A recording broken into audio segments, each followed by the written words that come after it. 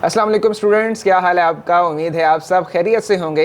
सो बेटा आज हम स्टार्ट कर रहे हैं थर्मल फिजिक्स का एक न्यू आर्टिकल जो कि बहुत ही ज़्यादा इंपॉर्टेंट है, जिसके अंदर हम वॉल्यूम, टेम्परेचर और प्रेशर को एक दूसरे से रिलेट करवाएंगे। तो आइए बेटा स्टार्ट करते हैं हम स्लाइड नंबर 1 से। सो स्टूडेंट्स, स्लाइड नंबर 1 आपके लिए जानी पहचानी ही है, क्योंकि हम बहुत ही दफ़ा टेम्परेचर और काइनेटिक एनर्जी के कॉन्सेप्ट को एक्सप्लोर कर चुके हैं। हमने 3-4 बातें याद भी कर ली हैं कि किस तरह से टेम्परेचर बढ़ाएं तो काइनेटिक एनर्जी बढ़ती है, जिससे इंटरनल एनर्जी बढ़ती है, और इंटरनल एनर्जी के बढ़ने के साथ साथ जो मॉलिक्यूल्स की कोलिजन है वो इंक्रीज़ हो जाती है, क्योंकि उनकी काइनेटिक एनर्जी अब बहुत ही ज़्यादा फास्ट हो गई है। अब जब बेटा कोलिजन्स इंक्रीज़ होंगी तो प्रेशर इंक्रीज़ होगा, मॉलिक्यूल्स एक दूसरे को दूर दूर पुश करेंगे, जिससे इंटरमॉलिक्यूलर फोर्सेस वीक होंगी और इंटर मॉलिक्यूलर स्पेसिंग इंक्रीज हो जाएगी। तो ये 6-7 चीज़ें हमने माइंड में स्टेप बाय स्टेप तैयार कर ली हैं बेटा। सो ये टॉपिक में आपको कुछ नॉर्मल सी चीज़ें बता रहा है कि अगर आपको कहीं पे आइडियल गैस का कुछ कॉन्सेप्ट बनाना पड़ जाए या लिखना पड़ जाए तो आप बड़े आसानी से ये 3 से 4 पॉइंट्स यूटिलाइज कर सकते हैं। तो आइए बेटा स्टार्ट करते हैं पॉइंट नंबर 1 से। Molecules of the gas are just like the rigid elastic sphere. तो इसको आपने ऐसे ही इमेजिनेशन बनाना है स्टूडेंट्स कि जैसे आपने एक बॉक्स के अंदर डिफरेंट मैजिक बॉल को क्लोज कर लिया हो और आप वो बॉक्स शेक करें तो जो मैजिक बॉल है या रबर की जो भी बॉल्स हैं वो एक दूसरे से कोलाइड करेंगी, वॉल्स ऑफ द बॉक्स से कोलाइड करेंगी। इस किस्म का अपने माइंड में कॉन्सेप्ट बनाना है। इलास्टिक स्फीयर दैट्स मीन कि जब वो कोलाइड करेंगे तो ऐसे ही समझ लीजिए जैसे कोई बॉल किसी वॉल को हिट करती है तो रिकॉइल होती है। सेम इसी तरह आपको इस एनिमेशन में भी दिखाया जा रहा है कि बहुत से जो मॉलिक्यूल्स हैं बेटा ये कोलाइड कर रहे हैं एक दूसरे से वॉल्स के साथ, और जब कोलाइड करते हैं तो उसी स्पीड से दोबारा वापस आ जाते हैं बेटा। ठीक हो गया। अब स्टूडेंट्स मैं एक बात का इजाफा और आपके कॉन्सेप्ट में कर देता हूँ कि जैसे हम फिज़िक्स में कुछ चीज़ें आइडियल लेते हैं, आपने स्टेटमेंट में बहुत जगह देखा होगा, ignoring air friction, ignoring air resistance या रोड फ्रिक्शन, इस किस्म के कॉन्सेप्ट्स को हम निगलेक्ट कर देते हैं इस लेवल पे। इसी तरह केमिस्ट्री में हम 2 तरह की गैसेस को लेके चलते हैं। एक होती है बेटा आइडियल गैस और दूसरी गैस होती है रियल गैस होती है। ठीक हो गया। मैं इसके मतलब आपको ज़्यादा तो नहीं बताऊंगा क्योंकि ये आपको केमिस्ट्री वाले टीचर इंशाल्लाह बेहतर ज़्यादा बता देंगे। मैं जस्ट 1-2 बातें करके इस टॉपिक को क्लोज कर दूंगा। आइडियल गैस बेटा इसीलिए हम आइडियल गैस को कंसीडर कर रहे हैं ताकि हम उसके बिहेवियर को जान सकें कि जब एक गैस आइडियली बिहेव करेगी तो उसको किस तरह की प्रॉपर्टीज़ शो करनी चाहिए। और रियल गैस वो होती है कि अंडर डिफरेंट कंडीशंस वो गैस अपने आइडियल बिहेवियर के कंपैरेटिवली किस तरह से बिहेव करती है, इसको हम कहते हैं रियल गैस, जो कि अमूमन रियल लाइफ में भी हमारे मौजूद होती है। या जब भी हम कोई प्रैक्टिकल करते हैं केमिस्ट्री का तो हमें जो गैस बिहेवियर शो करवाती है वो रियल गैस की तरह करवाती है। Is it clear. तो आइडियल गैस में एक कॉन्सेप्ट हम मानते हैं जो कि आपको पॉइंट नंबर 2 और पॉइंट नंबर 3 में मिलने लगा है, that volume of the molecule is negligible as compare to the volume of container. क्या मतलब निकला स्टूडेंट्स? जैसे आपको मैंने बताया था कि जो वॉल्यूम होता है गैस का वो बहुत ही मिनिमम होता है। तो हम जब भी कोई एक्सपेरिमेंट करते हैं तो हम ये गैसेस के लिए अज्यूम करते हैं, आइडियल गैस के लिए बेटा अज्यूम करते हैं कि जो मॉलिक्यूल का वॉल्यूम है वो ऑलमोस्ट नेग्लिजिबल है as compare to the volume of container. That's mean volume of container बहुत बड़ा ज़्यादा वॉल्यूम होगा, और अगर हम सिर्फ मॉलिक्यूल्स को इकट्ठा करके उनका वॉल्यूम निकालें तो वो ऑलमोस्ट 0 के करीब आएगा, जिसकी वजह से हम उसको नेग्लेक्ट कर देते हैं कोई भी एक्सपेरिमेंटेशन करते हुए, कोई भी फार्मूला अप्लाई करते हुए। Is it clear.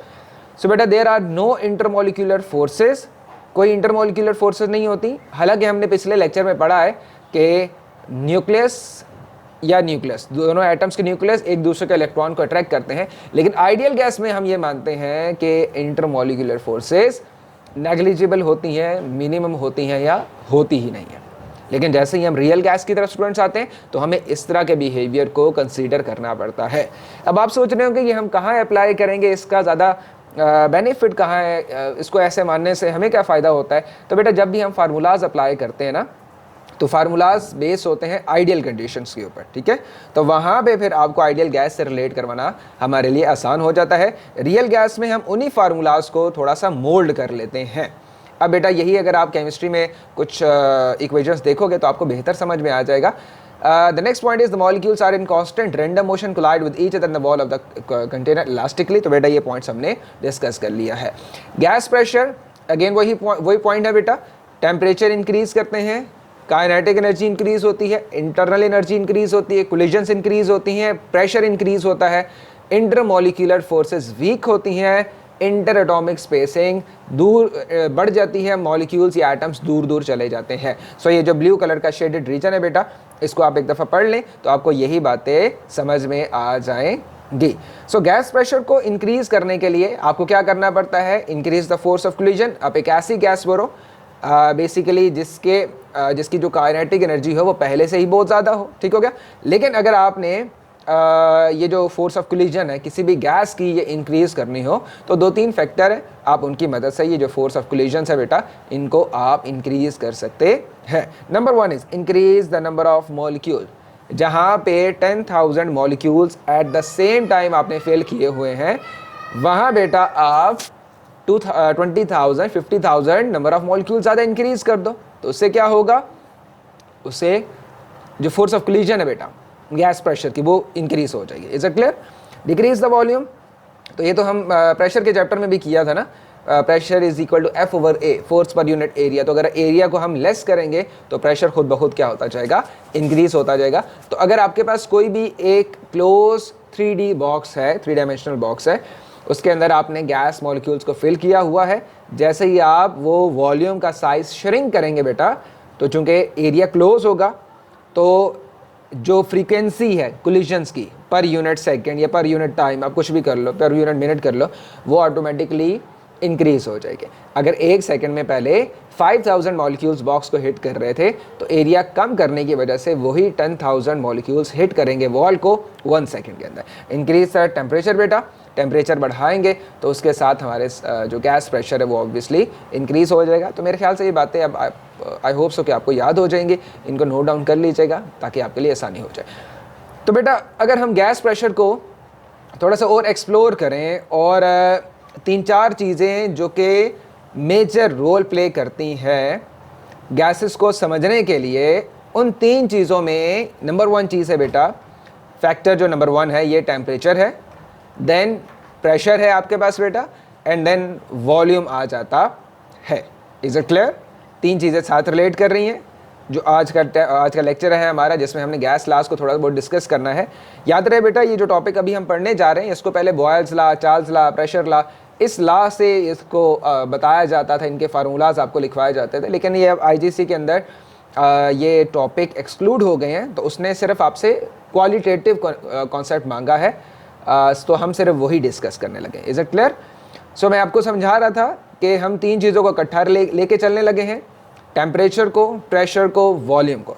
क्योंकि अगर हम देखें बेटा तो गैसेस के अंदर ये तीनों जो चीज़ें हैं ये एक दूसरे के ऊपर को रिलेट कर रही हैं.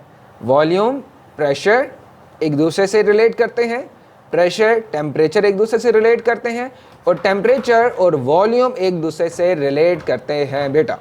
Is it clear? तो अगर हमें ये 3 चीज़ें समझनी है तो हमें स्टेप बाय स्टेप इनके जो बिहेवियर है एक दूसरे के साथ उसको समझना पड़ेगा. ये बेटा बहुत ही आसान टॉपिक है, बस जब मैं समझा रहा हूँ तो आपने बड़े ही ध्यान से इनको समझ लेना है और नोट डाउन कर लेना. नोट डाउन प्लीज़ लाजमी कीजिएगा ताकि आपको अंडरस्टैंडिंग हो जाए.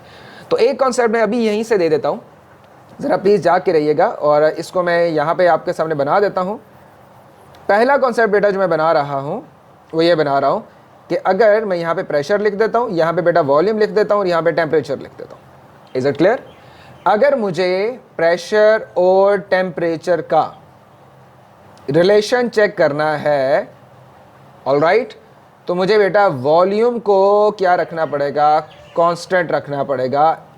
इसके इफ़ेक्ट को मिनिमम करना पड़ेगा, इसके इंटरफेरेंस को मुझे ख़त्म करना पड़ेगा, और वो एक ही तरीके से कर सकता हूँ कि मैं वॉल्यूम को इंक्रीज़ ना होने दूँ. ठीक हो गया? तो फिर मैं प्रेशर और टेम्परेचर का जो बिहेवियर है बेटा इसको अच्छे तरीके से अंडरस्टैंड कर पाऊँगा. Is it clear? अगर मैं बेटा टेम्परेचर और वॉल्यूम के रिलेशन को चेक करना चाहूँ तो मुझे प्रेशर को क्या रखना पड़ेगा? कांस्टेंट रखना पड़ेगा, इसकी इंटरफेरेंस को ख़त्म करना पड़ेगा. ठीक हो गया। तो ये कॉन्सेप्ट में बनाते रहिएगा। प्रेशर टेम्परेचर का रिलेशन चेक करना है, वॉल्यूम को कांस्टेंट रखना पड़ेगा। टेम्परेचर वॉल्यूम का रिलेशन चेक करना है, प्रेशर को कांस्टेंट रखना पड़ेगा। और प्रेशर और वॉल्यूम का अगर रिलेशन चेक करना है बेटा, सो हमें टेम्परेचर को क्या रखना पड़ेगा, कांस्टेंट रखना पड़ेगा। अगर नहीं रखेंगे, सवाल ही पैदा होता है अगर कांस्टेंट नहीं रखा तो फिर क्या होगा, अगर नहीं रखेंगे तो फिर हम करेक्ट रिलेशन प्रेशर और वॉल्यूम में चेक नहीं कर पाएंगे, क्योंकि टेम्परेचर का रोल बीच में प्ले होता रहेगा। तो हमें टेम्परेचर को साइड लाइन करने के लिए टेम्परेचर को कांस्टेंट रखना है, प्रेशर वॉल्यूम का रिलेशन चेक करने के लिए। सो बेटा बातें बहुत होगी, ये लाइंस एक दफ़ा पढ़ लीजिएगा। चलते हैं अपने सबसे पहले कॉन्सेप्ट के ऊपर। जो पहला कॉन्सेप्ट हमें कहता है कि आपने चेक करना है effect on pressure by a change in volume at constant temperature. Is it clear? तो अगर आप बेटा यहाँ पे एक प्रेशर गॉज लगाओ, प्रेशर गेज लगा लिया हमने यहाँ पे, ठीक हो गया। इस जगह पे हम वेट ऐड करके बेटा क्या करते हैं, यहाँ पे हम वॉल्यूम को रिड्यूस करते हैं, वॉल्यूम को डिक्रीज करते हैं, रिड्यूस करते हैं। Is it clear? तो हम कर क्या रहे हैं बेटा, एक दफ़ा मैं दोबारा रिपीट कर रहा हूँ, वॉल्यूम को डिक्रीज कर रहे हैं, ठीक हो गया, कोई भी वेट ऊपर रख के। Is it clear? तो जब वॉल्यूम को हम कंप्रेस करते हैं बेटा, किसी भी चैम्बर के वॉल्यूम को अगर हम कंप्रेस करते हैं तो हम देखते हैं कि जो प्रेशर गेज के ऊपर जो रीडिंग आ रही है वो प्रेशर की कुछ इस तरह से वैल्यू आ रही है कि प्रेशर बेटा इंक्रीज हो रहा है। दैट्स मीन कि वॉल्यूम और the pressure is inversely proportion to each other. Is it clear और नॉट? कि प्रेशर और वॉल्यूम एक दूसरे के इनवर्सली प्रोपोर्शनल हैं। क्या मतलब निकला स्टूडेंट्स? वॉल्यूम बढ़ाओगे प्रेशर कम हो जाएगा, वॉल्यूम डिक्रीज करोगे, कम करोगे, प्रेशर ऑटोमेटिकली इंक्रीज हो जाएगा। और ये आपके सामने छोटी सी हमने एक डायग्राम, एक एनिमेशन भी शो करवाई हुई है, जिसमें आप देख रहे हो इस ग्राफ में होते हुए भी कि जब पहले वॉल्यूम 4 था तो बेटा प्रेशर हमें कितना मिल रहा था, 1 atm मिल रहा था। Is it clear? और जैसे ही हमने वॉल्यूम कितना कर दिया बेटा, 2 कर दिया, हमने देखा कि अब हमें जो प्रेशर की वैल्यू मिल रही है, प्रेशर की वैल्यू कितनी मिल रही है, ये आप अप्रॉक्सीमेटली यहाँ तक हमें मिल रही है, दिस वन, ये 2 मिल रही है। इज इट क्लियर और नॉट? तो इसका मतलब है प्रेशर इंक्रीज हो रहा है वॉल्यूम डिक्रीज करने से। और जब ये ग्राफ बनता है बेटा तो इस ग्राफ की शेप भी कुछ इस तरह से होती है, जिसको आप मोशन के चैप्टर में इस स्लोप को आप कहते थे नेगेटिव डिक्रीजिंग स्लोप, आप ये भी नाम देते थे, ठीक हो गया। तो यहाँ पे तो स्लोप का नाम देने की जरूरत नहीं है, बस आप ये कहोगे कि एक डिके कर्व बन रही है हमारे पास, ठीक हो गया, या एक्सपोनेंशियल डिके कर्व बन रही है, मुख्तलिफ इसके नाम होते हैं। तो अब मैं आपको एक और दफ़ा इस टॉपिक को थ्योरेटिकल समझाता हूँ बेटा। तो अब यही बातें जो हमने पढ़ी हैं इसको एक दफ़ा दोबारा रिलेट कर लेते हैं। If the volume of the fix mass of the gas is half, अगर वॉल्यूम को हम बेटा हाफ करेंगे, क्या हाफ करते हुए, वॉल्यूम कंटेनर का अगर हम हाफ कर दें, ठीक हो गया, कोई भी उसमें गैस भरी हुई है, इज इट क्लियर? सो उससे क्या होगा, द नंबर ऑफ पार्टिकल्स पर centimetre cube will be double. Is it easy? नहीं समझिए, एक दफ़ा दोबारा समझाता हूँ कि पहले 4 सेंटीमीटर क्यूब के अंदर इमेजिन कर लो कितने अमाउंट ऑफ था मॉलिक्यूल्स कितने थे, लेट्स सपोज कीजिए बेटा वो कितने थे, वो 10 थे, ठीक हो गया, 4 सेंटीमीटर क्यूब के अंदर। All right. अब जैसे ही आप क्या करोगे, डिक्रीज करोगे, तो वही जो 10 पहले 4 सेंटीमीटर क्यूब के अंदर थे, वही 10 अब स्क्वीज होके किसके अंदर आ जाएंगे, 2 सेंटीमीटर क्यूब के अंदर आ जाएंगे। इसका मतलब है कि नंबर ऑफ पार्टिकल्स क्या हो गए, इस टाइम इंक्रीज हो जाएंगे पर यूनिट एरिया के अंदर, ठीक हो गया। आसान करता हूँ, शायद ये बात थोड़ी सी आपको मेरी बात शायद समझ ना आई हो, मैं और आसान कर देता हूँ, ज़रा प्लीज़ देखिएगा। पहले इतने से एरिया में कितने मॉलिक्यूल्स है बेटा, ये लें जी, 1 2 3 4 5 6 7 8 9 10, इमेजिन कर लो 10 हो गए या 11 या 12 हो गए, चलो जितने भी हो गए। अगर मैं कहूँ कि मुझे 1 सेंटीमीटर क्यूब के अंदर पार्टिकल्स चाहिए, चले 2 सेंटीमीटर क्यूब के अंदर पार्टिकल्स चाहिए, कितने होंगे, तो मैं एक यहाँ पे लाइन लगा लेता हूँ। इज इट क्लियर और नॉट? तो अगर मैं यहाँ पे लाइन लगाऊंगा तो कितने हो जाएंगे, 1 2 3 4 5 6 7, इमेजिन कर ले मेरे पास 7 मॉलिक्यूल्स हो गए। All right. और अगर यही लाइन मैं हटा दूँ, अच्छा अब ज़रा ध्यान से देखिएगा, अब अगर मैं यही लाइन हटा के, ज़रा प्लीज़ ध्यान से देखिएगा, मैं इसको कंप्रेस करूँ, और इसी पिस्टन को मैं मूव करवाते करवाते बेटा कहाँ पे ले आऊँ, यहाँ पे ले आऊँ, इस पिस्टन को मूव करवाते करवाते। तो अब आपने देखा कि वॉल्यूम को मैंने क्या कर दिया है, कम कर दिया है। और अब 2 सेंटीमीटर क्यूब के अंदर जो पार्टिकल्स की क्वांटिटी है बेटा वो 7 नहीं रहेगी, 14 हो जाएगी, डबल हो जाएंगे। या अगर पहले 10 थे तो अब कितने हो जाएंगे उसी पर यूनिट एरिया के अंदर, क्योंकि वो ऊपर से इनक्लोज करता हुआ आ रहा है तो वो अमाउंट इंक्रीज हो जाएगी। ठीक हो गया। तो पहले वॉल्यूम ज़्यादा था तो 1 सेंटीमीटर क्यूब के अंदर जो क्वांटिटी थी मॉलिक्यूल्स की वो भी कितनी थी, इमेजिन कर लेते हैं 10। जैसे ही हमने वॉल्यूम को स्क्वीज करना स्टार्ट किया और 4 से हम 1 पे लेके आ गए, अब हमने देखा कि सारे के सारे मॉलिक्यूल्स अब तो 1 सेंटीमीटर क्यूब के अंदर आ गए। तो अब क्या होगा कि नंबर ऑफ पार्टिकल्स पर सेंटीमीटर क्यूब कितने हो जाएंगे बेटा, इंक्रीज हो जाएंगे। इज इट क्लियर और नॉट। तो इससे क्या होगा, कोलिजन्स इंक्रीज होंगी और प्रेशर क्या हो जाएगा बेटा, डबल हो जाएगा। सो बातें खत्म करते हैं, पॉइंट की तरफ चलते हैं। जो पॉइंट है आपके पास कि the pressure of a fix mass of a gas, pressure किसी भी फिक्स मास का किसी भी गैस के अंदर ये इन्वर्सली प्रोपोर्शन है वॉल्यूम के, कंसीडरिंग के टेम्परेचर क्या रखा जाए बेटा, कांस्टेंट रखा जाए। इज इट क्लियर और नॉट। टेम्परेचर को आपने क्या रखना है, कांस्टेंट रखना है। अगर कांस्टेंट रखेंगे तो प्रेशर हमें मिल जाएगा कुछ इस तरह के pressure is inversely proportion to volume मिल जाएगा। यही बात जो ऊपर लिखी हुई है मैंने यहाँ पे एक्सप्लेन की। यहाँ पे बेटा आप देख लो कि यहाँ पे देखो कितने नंबर ऑफ मॉलिक्यूल्स हैं, इमेजिन कर लो इस टाइम ये सारा का सारा एरिया ये 4 सेंटीमीटर क्यूब है। 1 2 3 4 5 6 7 8 9 10 11 मॉलिक्यूल्स हो गए, 10 हो गए। जैसे ही आपने इसको स्क्वीज़ किया है तो 1 सेंटीमीटर क्यूब के अंदर अब कितने हो जाएंगे, वही 11 मॉलिक्यूल्स हो जाएंगे। दैट्स मीन के नंबर ऑफ पार्टिकल्स पर सेंटीमीटर क्यूब भी बढ़ गए और प्रेशर भी बढ़ गया, उनकी कोलिजन्स भी बढ़ गई हैं। तो मेरे ख्याल से अब ये स्लाइड हमने एक्सप्लेन करके इसको आसान कर लिया। तो बेटा आपने जो यहाँ से ग्राफ अब अच्छी तरह अंडरस्टैंड करने हैं वो आपने 3 से 2 तरह के ग्राफ आप इसको अच्छी तरह प्रैक्टिस कर लीजिएगा, वो जो मैं अभी आपको समझाने लगा। ठीक है। तो पहला ग्राफ बेटा आपके पास ये है। अब याद रखिएगा इनके दरमियान जो कर्व बनती है वो एक्सपोनेंशियल कर्व बनती है और ये आपको ड्रॉ करने की ज़रूरत नहीं है। बस आप इसको एज इट इज़ याद कर लें तो इतना भी गुजारा चलेगा। ठीक है। कि जिसमें प्रेशर और वॉल्यूम एक दूसरे से इस तरह से डिक्रीज होते हैं कि इनका जो ग्राफ है ये एक्सपोनेंशियल कर्व बनता है और ये रिड्यूस होता है। दैट्स मीन अगर पहले वॉल्यूम बेटा इतना था तो ओके, यहाँ से एक दफ़ा दोबारा देख लें। पहले वॉल्यूम कितना था बेटा, इतना था 5 सेंटीमीटर क्यूब। आपने रिड्यूस करके कितना कर दिया, 4 सेंटीमीटर क्यूब। फिर रिड्यूस किया, फिर कितना हो गया, ये हो गया 3 सेंटीमीटर। और करते करते जैसे ही आप वॉल्यूम को रिड्यूस करेंगे प्रेशर इंक्रीज होता जाएगा, वॉल्यूम को बढ़ाएंगे प्रेशर डिक्रीज होता जाएगा। ऑलराइट। तो अगर बेटा याद रखिएगा जो चीज़ें इन्वर्सली प्रोपोर्शन होती हैं उनका जो ग्राफ है वो इसी तरह बनता है, एक्सपोनेंशियल कर्व सी बनती है। Is it clear. तो अगर फॉर एग्जांपल मैं कहूँ कि kinetic energy is directly proportional to mass, इनका ग्राफ कैसे बनेगा, इनका ग्राफ स्ट्रेट लाइन बनेगा, ओरिजिन से पास होगा। Is it clear. ठीक है।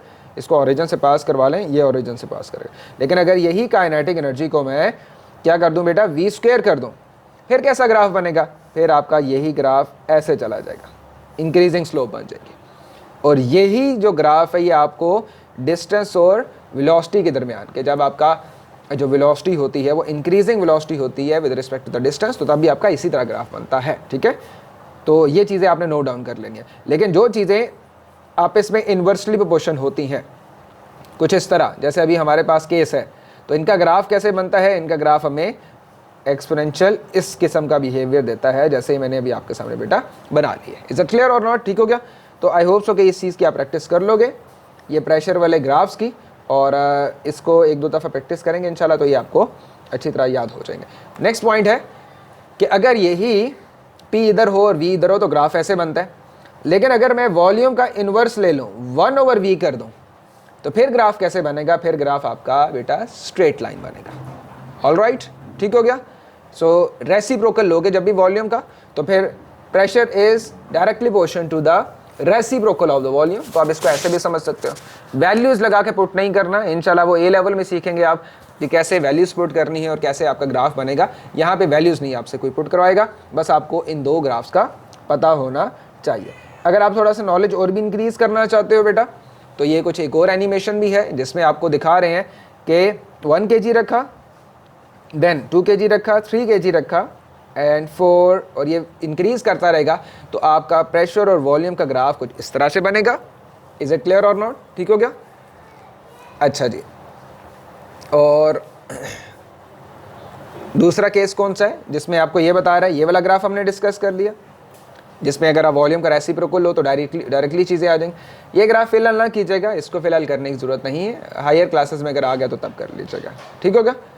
तो मेरे ख्याल से यहाँ तक हमने डिस्कस कर लिया था चीज़ें, और अब हम इसी कॉन्सेप्ट को आगे बढ़ाते हैं कि जिसमें प्रेशर इन्वर्सली प्रोपोर्शन हो किस चीज़ के, वॉल्यूम के। तो जो चीज़ें इन्वर्सली प्रोपोर्शन होती हैं, अगर मैं प्रोपोर्शनलिटी कांस्टेंट ये प्रोपोर्शनलिटी साइन हटाऊं तो मुझे यहाँ पे एक लगाना पड़ेगा कांस्टेंट, और बेटा इसके साथ मुझे लिखना पड़ेगा 1/v। तो जो चीज़ें, ये बात याद रखिएगा बेटा, जो चीज़ें इन्वर्सली प्रोपोर्शन होती हैं इनका प्रोडक्ट हमेशा कांस्टेंट होता है। तो अगर कंडीशन 1 में ये P1 V1 आ रही है तो कंडीशन 2 में क्या आ जाएगा, P2 V2, और ये दोनों किसके बराबर हो जाएंगे, कांस्टेंट के बराबर हो जाएंगे। और अगर कांस्टेंट को बेटा कंपेयर करोगे तो आपके पास ये रिलेशन बन जाएगा, P1 V1 is equal to P2 and V2। तो ये आप लोगों ने बेटा भूलना नहीं है, ये जितने भी P4 की क्वेश्चन है, कुछ P2 के क्वेश्चन होगा तो वहाँ पे ये चीज़ें अप्लाई होंगी। Is it clear? तो ये बात याद रखिएगा कि ये रिलेशन बनता कैसे है। ये रिलेशन ऐसे ही है बेटा, जैसे अगर मैं यहाँ पे प्रेशर रखूँ और यहाँ पे वॉल्यूम रखूँ।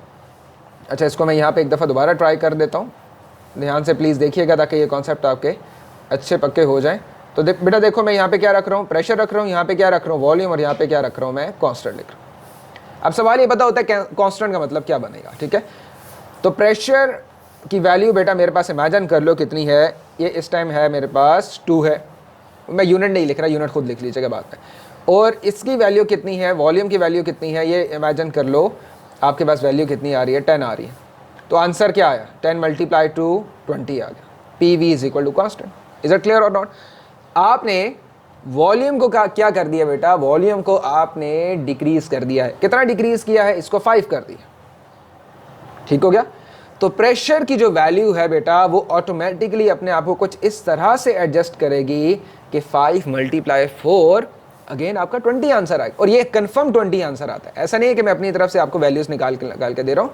ये आंसर भी आपका जब आप एक्सपेरिमेंटेशन करते हो, ये लॉ अप्लाई करते हो, इसको बॉयल्स लॉ कहते हैं, केमिस्ट्री में आप पढ़ लेंगे, तो ये वहाँ पे आपका आंसर भी इसी तरह चल रहा होता है, कांस्टेंट आता है। ठीक है, अगर वॉल्यूम 1 हो जाए, इज इट क्लियर और नॉट? ठीक हो गया?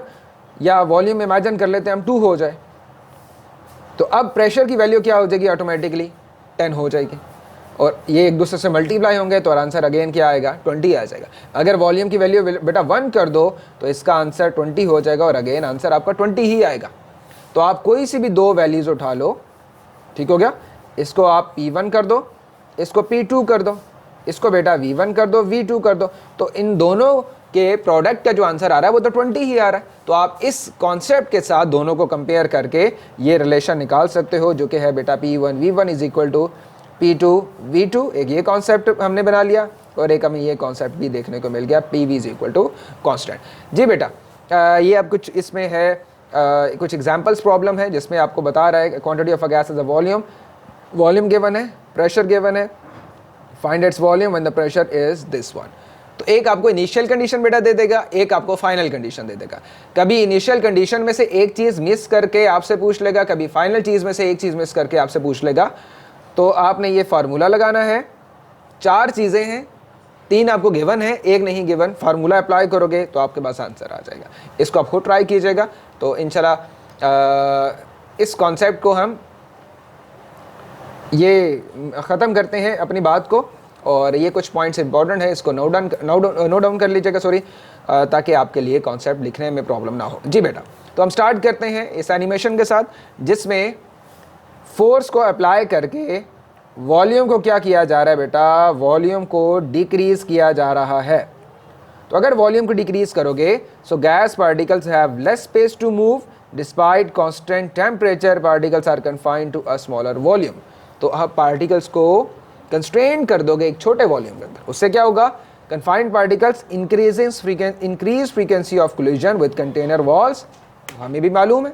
नेक्स्ट पॉइंट, इंक्रीज कोलिजन, तो greater force per unit area on the wall, जिससे इंक्रीज होगा, और रिजल्ट्स में हमें क्या मिलेगा, increase pressure due to increase volume. At a constant temperature. जी बेटा, तो अब नेक्स्ट लेक्चर में हम मज़ीद लास्ट की तरफ जाते हैं। आई होप सो कि ये चीज़ आपको समझ आई होगी। मैं एक दफ़ा पिक अपनी छुपा लेता हूँ ताकि आपको लिखने में प्रॉब्लम ना हो। जी, एक दफ़ा देख लीजिएगा सारी स्लाइड जो भी मैंने आपको बताई हैं। Okay, all right. सो हम चलते हैं नेक्स्ट लेक्चर के ऊपर और इसी चीज़ को हम कंटिन्यू करते हैं।